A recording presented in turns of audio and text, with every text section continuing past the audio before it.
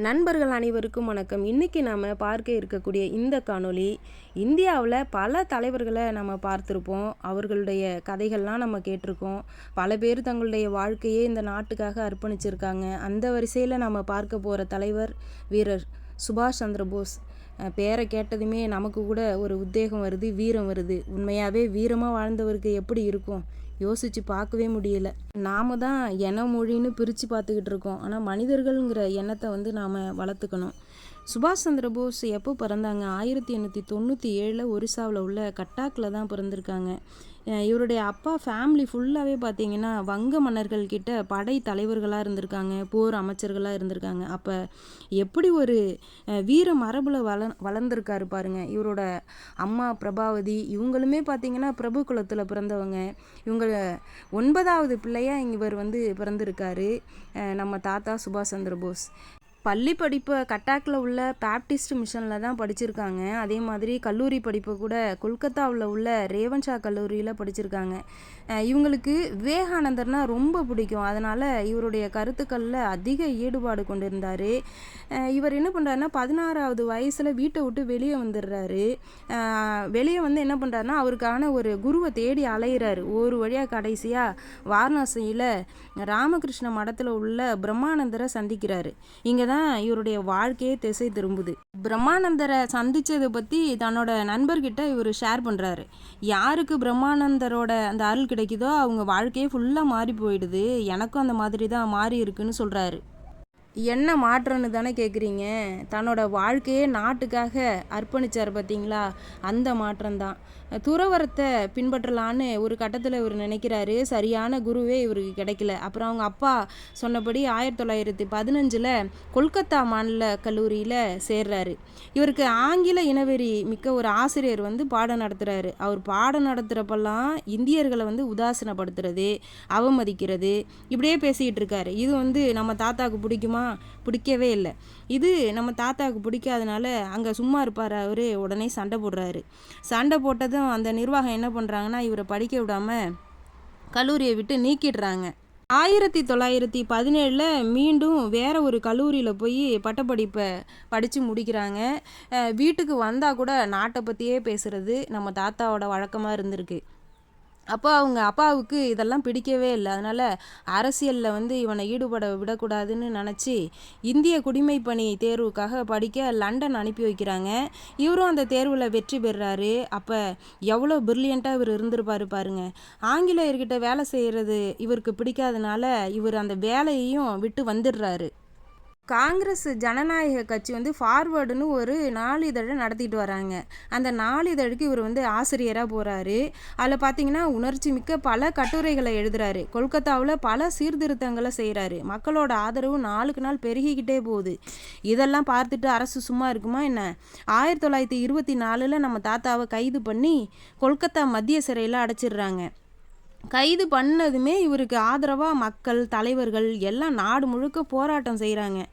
காந்தியிலேருந்து இவருக்கு சப்போர்ட் பண்ணுறாங்க. அப்போ சுயராஜ்யம் அப்படிங்கிற ஒரு கட்சி வெற்றி பெறுது. அதை பார்த்துட்டு காந்தி என்ன பண்ணுறாருன்னா சுயராஜ்ய கட்சியின் கொள்கையே காங்கிரஸின் கொள்கை அப்படின்னு சொல்லி இந்த பிரச்சனையே முடிச்சு வைக்கிறாரு.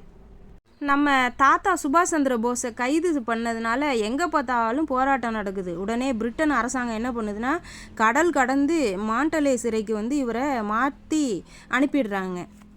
இவரை எப்படியாச்சும் வெளியே எடுக்கணும்னு காங்கிரஸ் நினைக்குது. 1926 சட்டமன்ற வேட்பாளராக அறிவிக்கிறாங்க.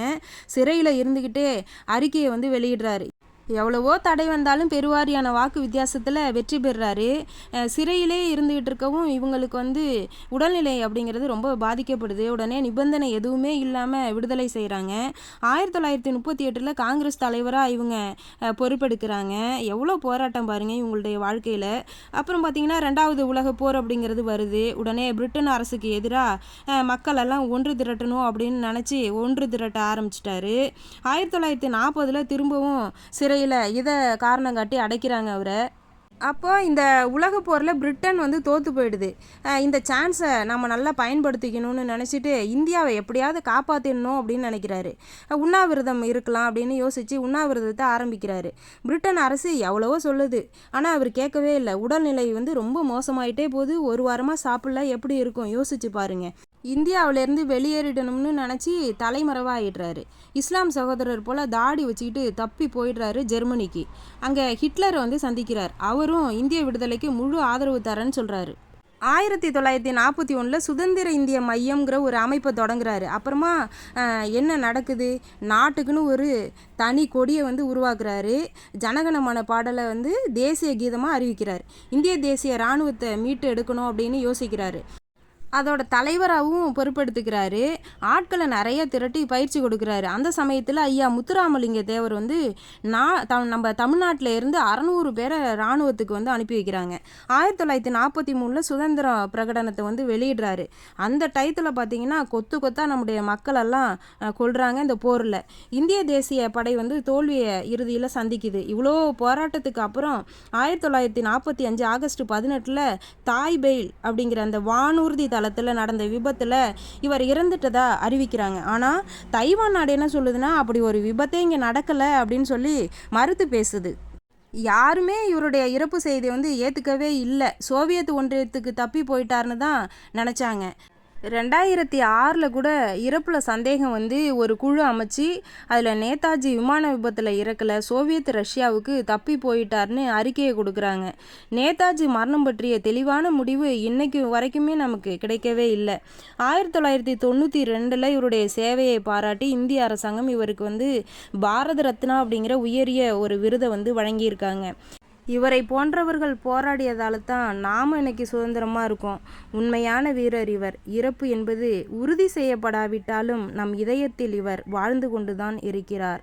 நம்முடைய தாத்தா சுபாஷ் சந்திரபோஸ் அவர்கள். என்னுடைய காணொளி உங்களுக்கு பிடிச்சிருந்ததுன்னா சப்போர்ட் பண்ணுங்கள், சப்ஸ்கிரைப் பண்ணுங்கள், ஷேர் பண்ணுங்கள், கமெண்ட் பண்ணுங்கள். நன்றி, வணக்கம் நண்பர்களே.